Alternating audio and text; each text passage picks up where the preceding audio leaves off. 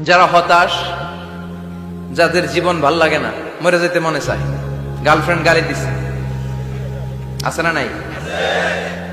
আবার বয়ফ্রেন্ড গার্লফ্রেন্ডের গালি দিছে, এ ওড়না পেঁচায়া ফ্যানের মধ্যে ঝুলে আত্মহত্যা করে। কত বড় পাগল! তুই মরলি কেন? গালি দিছে তো কি হয়েছে? হ্যাঁ, বুঝতে চায় না, হতাশ হয়ে যায়।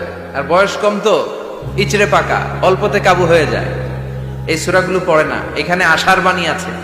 আজকে আমি জানি কথা শোনাবো আপনাদেরকে, শুরুতে আগে সংক্ষেপে বলে দিই। এই সূরার মূল কথা হচ্ছে, মানে সেন্ট্রাল থিম বা সাবজেক্ট ম্যাটার, সূরাতুদ দোহার কেন্দ্রীয় আলোচ্য বিষয় হচ্ছে নিরাশ হবেন না, হতাশ হবেন না, হাল ছাড়বেন না, ভরসা রাখবেন কার উপর?